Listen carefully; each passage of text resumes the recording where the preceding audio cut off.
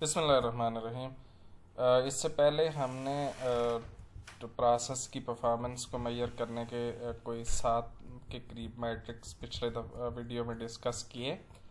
अब प्रोसेस की परफॉर्मेंस को या प्रोसेस की परफॉर्मेंस के बजाय आप यूँ कहना चाहिए कैपेबिलिटी को मेजर करने का भी एक तरीक़ेकार है, जिसे हम प्रोसेस कैपेबिलिटी कहते हैं। प्रोसेस कैपेबिलिटी जहाँ जो कुछ लिखा हुआ है वो आप पढ़ लेंगे। यानी इसमें आप देखना ये चाहते हैं कि जो आपके कस्टमर की स्पेसिफिकेशंस हैं, आपका प्रोसेस उसको मीट करने का कैपेबल भी है या नहीं है। It is as simple as that. ठीक है, इसके लिए डिफरेंट किस्म के इंडिसेस यूज़ होते हैं। उनमें से जो CP है और CPK यही दो मशहूर हैं, जबकि CPM भी तीसरा हम इस्तेमाल करते हैं। ये क्या है ये हम देखते हैं। तो पहले प्रोसेस कैपेबिलिटी, जैसे बिल्कुल नाम से समझ में आ रहा है कि ये देखना कि आपका प्रोसेस कैपेबल है या नहीं है। उसके लिए कुछ कैलकुलेशन की जाती है। कैलकुलेशन से कोई इंडेक्स बनता है, उस इंडेक्स को हम प्रोसेस कैपेबिलिटी का इंडेक्स कहते हैं। ठीक है, ये एक डायमेंशनलेस नंबर होता है जो कि that is used to represent the ability to meet customer specification limits.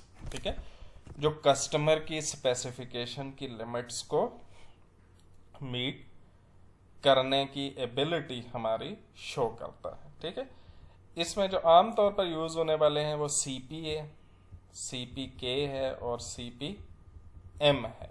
ठीक है, ये क्या है ये हम देख लेते हैं। तो CP सबसे पहले देखें कि CP क्या है। CP जो है वो आप सिंपली ये करते हैं कि आप अपर स्पेसिफाइड लिमिट कस्टमर की, उसकी दी हुई lower specified limit divided by आपके प्रोसेस की जितनी स्टैंडर्ड डेविएशन है उसको 6 से मल्टीप्लाई कर देना है। ठीक है, तो इससे पता चलता है कि आपका प्रोसेस कैपेबल है या नहीं है। इसकी हिकमत क्या है ये मैं आपको दिखा देता हूं कि क्या है। देखें, होता ये है कि ये इस तरह से अगर हमारी नॉर्मल डिस्ट्रीब्यूशन है, ये हमारे प्रोसेस का अगर स्प्रेड हो ये वाला, ठीक है, तो ये दरमियान में यहाँ कहीं मीन होगा। इससे 3 सिग्मा इधर और 3 सिग्मा इधर अगर हम जाएं, यानी 3 स्टैंडर्ड डिविएशन इधर और 3 स्टैंडर्ड डिविएशन इधर, तो इसमें तकरीबन 100% डेटा ही आ जाता है या 98% डेटा ही आ जाता है।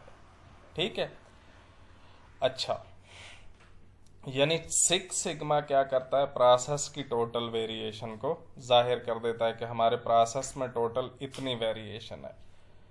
जबकि USL में से अगर हम LSL निकालें तो ये कस्टमर की दी हुई अलाउड स्प्रेड है। यानी यहाँ पे देखें, अगर आप 103 से लेकर 197 तक यानी 6 का स्प्रेड है जो कस्टमर कहता है कि ये मेरे लिए एक्सेप्टेबल है, और ये प्रोसेस का स्प्रेड है। ठीक है, USL माइनस LSL क्या है, कस्टमर का बताया हुआ स्प्रेड, और ये जो 6 सिग्मा है ये क्या रिप्रेजेंट करते हैं, ये हमारे प्रोसेस के स्प्रेड को जाहिर करते हैं। ठीक है, अच्छा, अब फार्मूला क्या है, यानी अब आप याद रखें कि ये कस्टमर के दिया हुआ स्प्रेड है USL माइनस LSL, जबकि 6 सिग्मा क्या है, ये हमारे प्रोसेस का अपना स्प्रेड है। अब यहाँ पे देखिएगा फार्मूला क्या है, USL माइनस LSL, यानी कस्टमर का दिया हुआ कितना स्प्रेड उसने बताया और 6 सिग्मा हमारे प्रोसेस का कितना स्प्रेड है। ठीक है, अच्छा, अगर इसकी वैल्यू यानी कस्टमर का दिया हुआ स्प्रेड ज्यादा होगा, हमारे प्रोसेस का स्प्रेड छोटा होगा, कम होगा, तो CP की वैल्यू ज्यादा आएगी।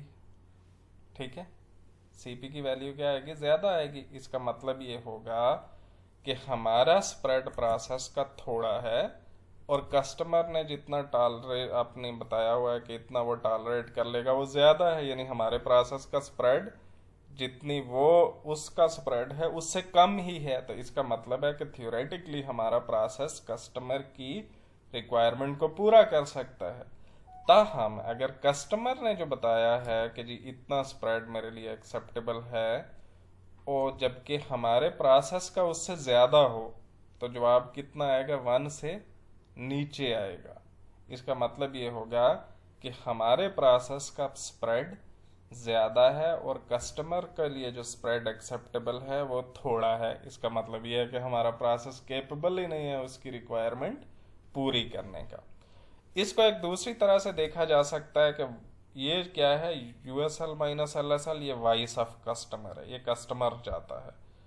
ये सिक्स सिग्मा क्या है? ये प्रोसेस की वॉइस है, ये प्रोसेस की हालत है इस वक्त। ठीक है, ठीक है। इसको हम वीओसी से जाहिर कर सकते हैं और इसको वीओपी से जाहिर कर सकते हैं। ठीक है जी। CP values greater than or equal to 1 indicate the process is technically capable। यानी अगर कम से कम ये हो कि हमारे वॉइस ऑफ कस्टमर, जो कस्टमर ने स्प्रेड बताया हुआ है और जो हमारे प्रोसेस का स्प्रेड है, वो दोनों बराबर हो, तो कितना जवाब आएगा? 1। ठीक है। इसका मतलब है कि मिनिमम एक्सेप्टेबल वैल्यू तो 1 होगी। अगर 1 से कम हो गई है वैल्यू सीपी की, तो इसका मतलब है कि आपके प्रोसेस का स्प्रेड ही उससे ज़्यादा है जितना कस्टमर ने रिक्वायर किया हुआ है। ठीक है, ओके। अच्छा, और जबकि अगर ये सीपी की वैल्यू 2 हो जाए, तो इसको हम कहते हैं कि ये 6 सिग्मा प्रोसेस को रिप्रेजेंट करता है। अगर यानी जो कस्टमर ने स्प्रेड बताया हुआ है, हमारा प्रोसेस का स्प्रेड उससे आधा हो, यानी उसका हमारे जो वो टॉलरेट करेगा वो डबल है और हमारा उससे आधा है, तो फिर सीपी की वैल्यू 2 आएगी और उसको हम कहेंगे कि ये हमारे 6 सिग्मा प्रोसेस इस वक्त चल रहा है। ठीक है, I hope this is clear. अच्छा, एक चीज अलबत्ता ये समझें कि देखें, ये सिर्फ ये बताता है कि जो वॉइस ऑफ जो जो ये प्रोसेस की कैपेबिलिटी है, ये हमें सिर्फ ये बताती है कि इसका स्प्रेड इतना है और इसका स्प्रेड यानी कस्टमर का रिक्वायर्ड स्प्रेड इतना है और हमारा इतना है। ठीक है, ये सिर्फ पोटेंशियल कैपेबिलिटी है। इसका मतलब ये नहीं है कि हमारा प्रोसेस लाजमन कैपेबल है, क्योंकि ये हमें ये तो बता ही नहीं रहा कि इसका मीन कहाँ पे है हमारे प्रोसेस का। Let me show you something. अगर फर्ज कर लें हम यहाँ पे एक कैलकुलेशन कर लेते हैं, ठीक है, और मैं ये बताता हूँ आपको।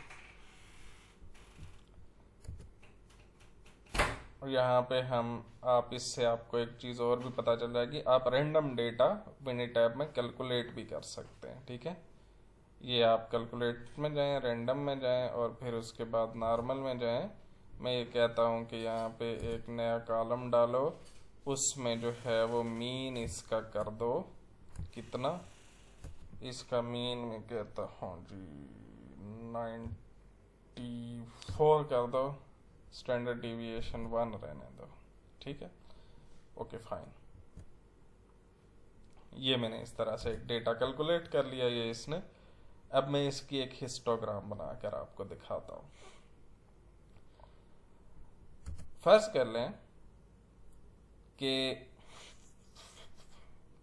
उससे पहले हम क्या कर लेते हैं, इसकी हम कैलकुलेट कर लेते हैं कि इसकी स्टैंडर्ड डिविएशन कितनी है। इसकी स्टैंडर्ड डिविएशन कैलकुलेट करने के लिए हम बेसिक स्टैट्स में जाएंगे, डिस्क्रिप्टिव स्टैटिस्टिक्स में जाएंगे। ये एक्स है, इसके हमें कौन से स्टैटिस्टिक्स चाहिए जी, हमें बाकी चीज़ें भी हैं, लेकिन हम यहाँ पे अपनी एक स्टैंडर्ड डिविएशन कैलकुलेट कर लेते हैं। ठीक है, इसकी स्टैंडर्ड डिविएशन कितनी है जी? 1.094 है, जो कि ज़्यादा आ गई है जितनी हमने इससे बताई थी, लेकिन फ़र्ज कर लें इतनी ही है। अच्छा, अब हम ये कहते हैं कि देखें इसकी ये स्टैंडर्ड डेविएशन है, ठीक है, या इस पे हम नहीं जाते, जितनी हमने इसे बताई थी वही कर लेते हैं। इसकी स्टैंडर्ड डेविएशन हमें पता है कितनी है, 1 है। ठीक है, अच्छा, हमारे पास फार्मूला क्या है? फार्मूला ये वाला है। फर्ज कर लें कि हम कहते हैं कि कस्टमर की जो दी हुई लिमिट थी वो कितनी थी। कस्टमर ने हमें बताया था कि मुझे चाहिए, कस्टमर ने बताया हमें कि जी मुझे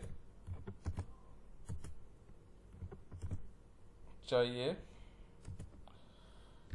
यहाँ पे देख लेते हैं। कस्टमर ने कहा था कि जी मेरे लिए मैक्सिमम अलाउड जो है वो 103 है, ठीक है, और जो मिनिमम जितना मैंने एक्सेप्ट करना है वो 97 है, ठीक है।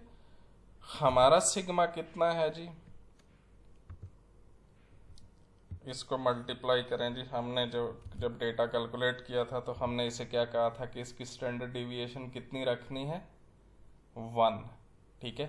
अब ये देखें यहाँ पे क्या है, 103 माइनस 97 कितना हो जाएगा, 6, ठीक है, और 6 मल्टीप्लाइड बाई 1 यानी 6 इंटू स्टैंडर्ड डिविएशन कितना आएगा, 6 ओवर 6 कितना आएगा, 1, ठीक है। यानी हम ये कह रहे हैं कि जितना स्प्रेड प्रोसेस का है उतना ही स्प्रेड हमारा कस्टमर का भी है। इसका मतलब है कैपेबिलिटी सीपी की वैल्यू क्या आएगी, 1, ठीक है। इसका मतलब है कि ये प्रोसेस हमारा कैपेबल है टेक्निकली, यानी जितना स्प्रेड कस्टमर को रिक्वायर्ड है हमारे कस्टमर का भी उतना ही रिक्वायर्ड है। लेकिन अब आप यहाँ पे देखिएगा, टेक्निकली तो ये ऐसे ही है, लेकिन अब यहाँ पे अगर आप इसका ग्राफ बनाकर देखें, एक हिस्टोग्राम बनाकर देखते हैं जी हम विद फिट, और हम एक्स एक्स की ही बनाते हैं जी, और इसके ऊपर स्केल रेफरेंस लाइंस हम इसी तरह से डाल देते हैं। ये रेफरेंस लाइन मैंने इसके ऊपर डाल दी कि ये कस्टमर की दी हुई रेफरेंस लाइंस थी कि 97 उसका लोअर LSL थी और 103 उसका USL था। ये मैंने कर दिया, ओके। अब ये बनाते हैं, अब जरा ये हिस्टोग्राम देखिएगा।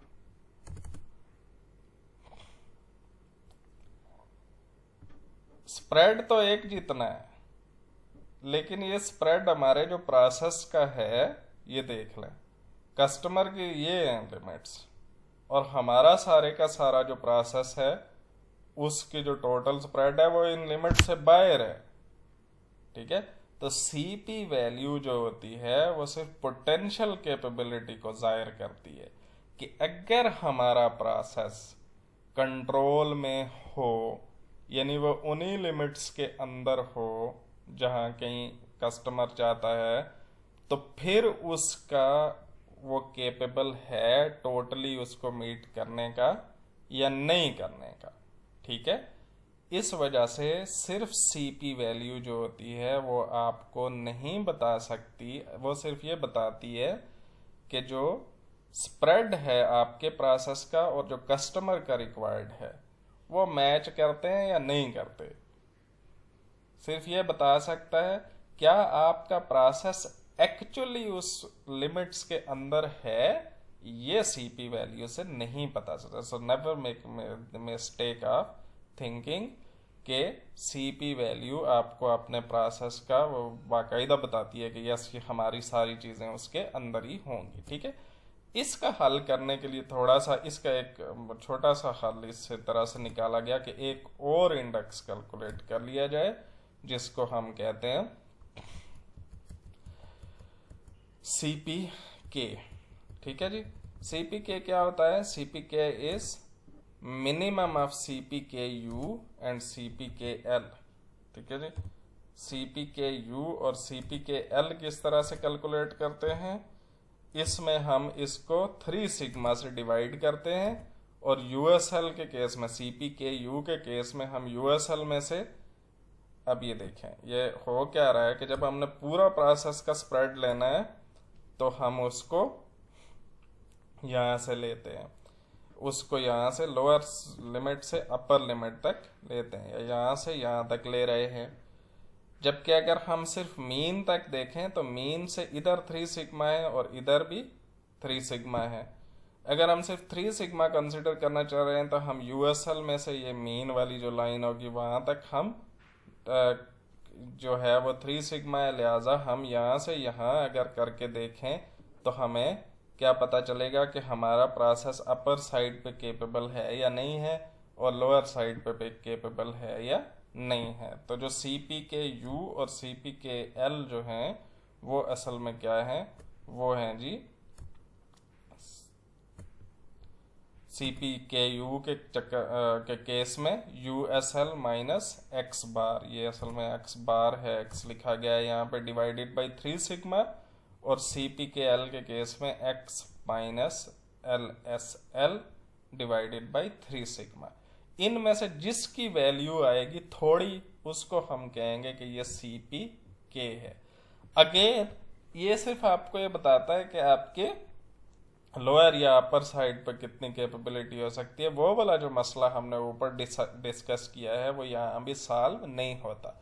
हाउएवर जब हम मिनी टैब में ये काम करते हैं, जब ये प्रोसेस कैपेबिलिटी करेंगे तो वहाँ हमें पता चल जाएगा कि हमारा स्प्रेड और उसका स्प्रेड मैच तो कर रहे हैं, लेकिन कितने एक मैच कर रहे हैं, क्या उनके मीन्स भी बराबर आ रहे हैं या नहीं आ रहे हैं।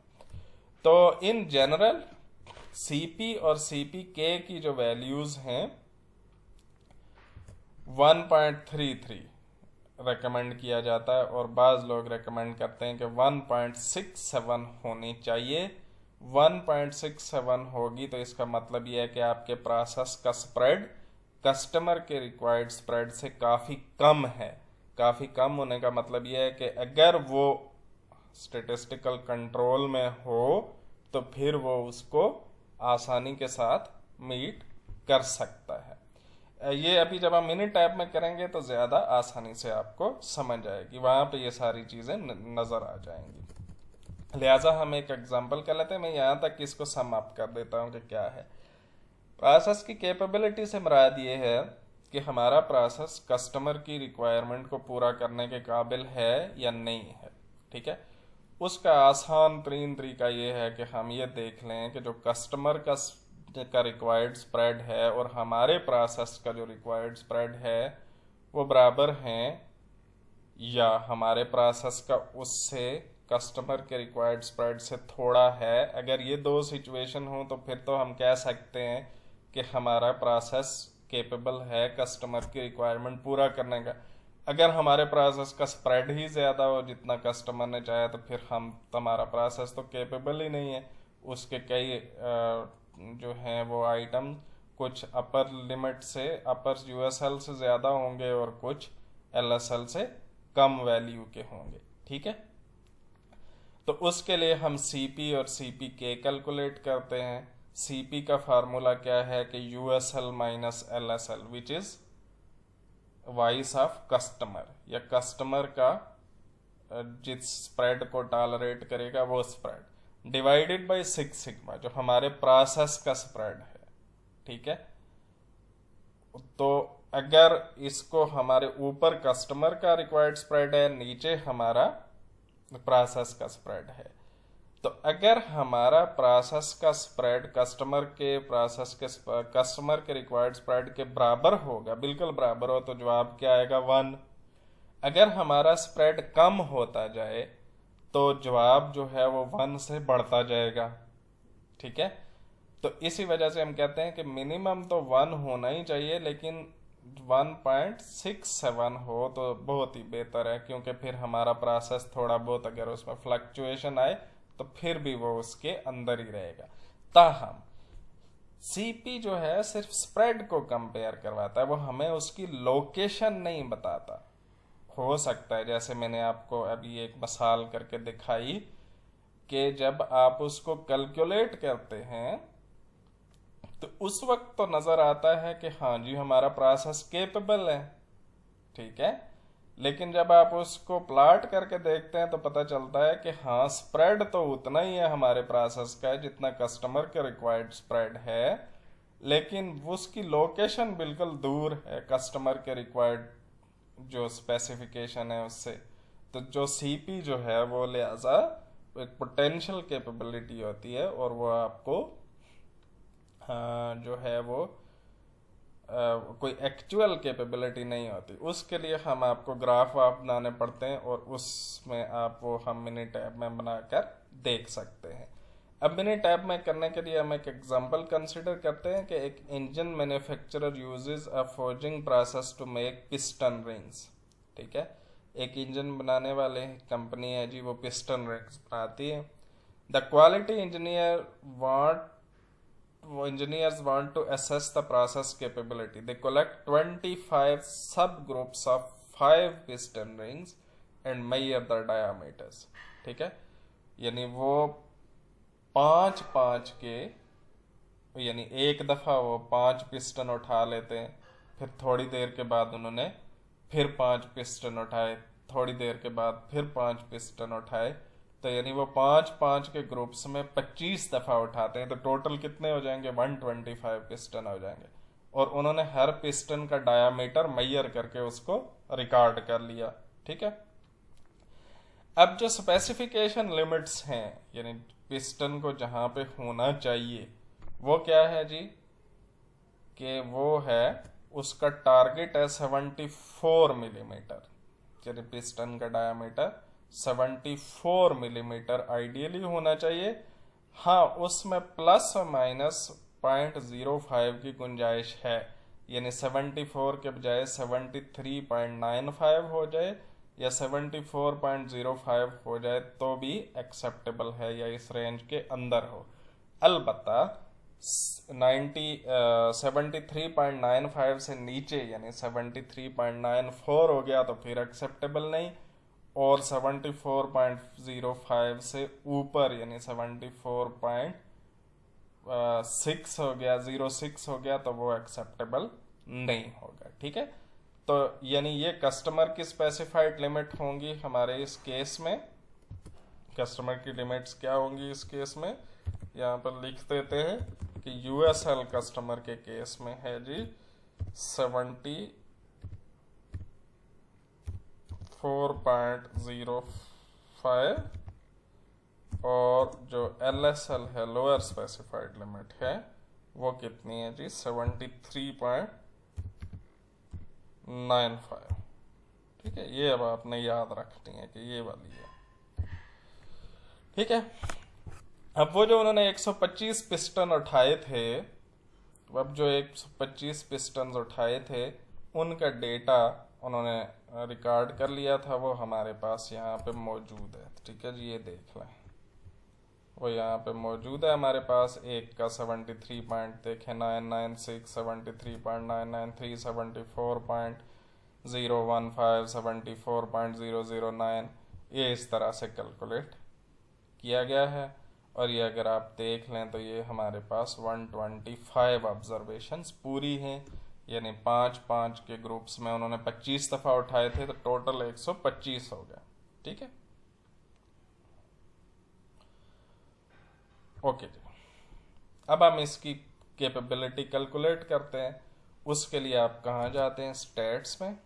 ठीक है,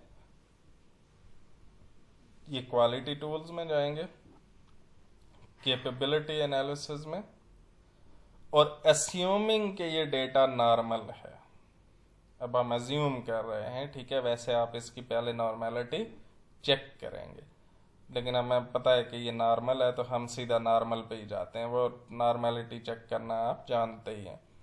अच्छा, इसको हम करेंगे।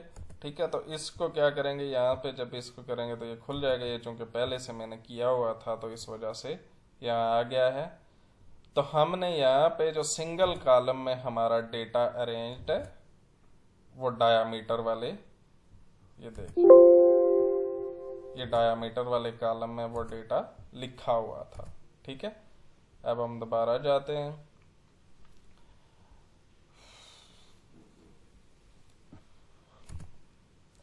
अच्छा, सब ग्रुप साइज कितना है? 5, यानी उन्होंने 5 के ग्रुप्स में उठाए थे। लोअर स्पेसिफिकेशन लिमिट कितनी है? ये मैंने पहले डाल दी थी 73.95, और अपर इतनी है। ठीक है, बस इतना करके इसको ओके कर दें।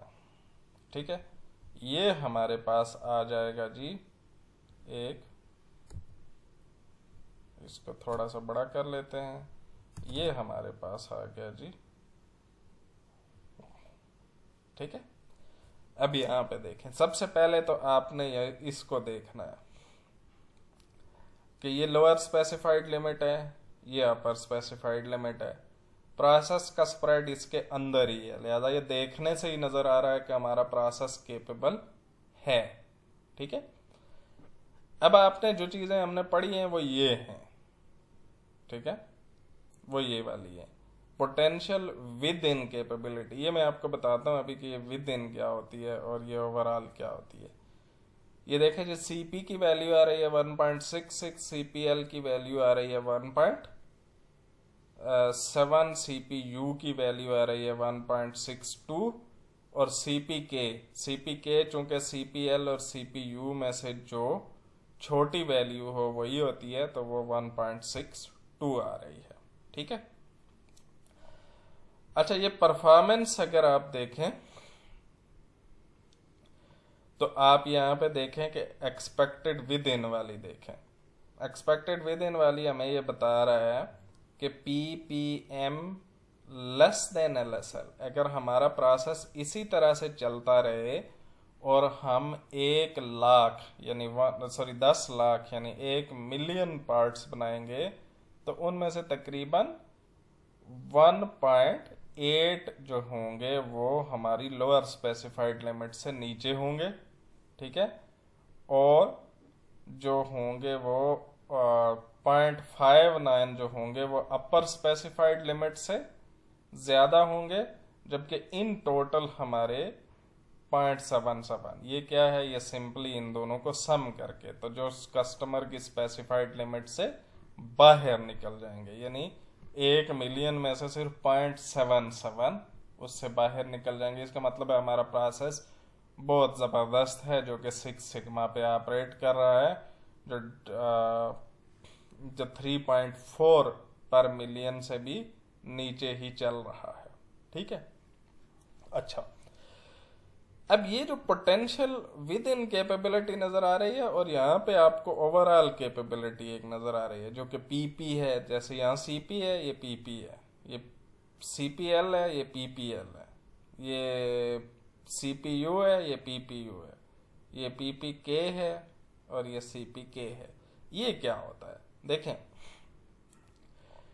इसमें और इसमें फर्क ये है, आप ज्यादातर यही देखेंगे, ठीक है। ये पोटेंशियल कैपेबिलिटी है जिसमें आपके ये जो सब ग्रुप्स हैं ना, उनकी जो स्टैंडर्ड डिविएशन ली जाती है, जबकि इसमें क्या किया जाता है, पूरी यानी 125 सारे की स्टैंडर्ड डिविएशन एक साथ ले ली जाएगी, ठीक है।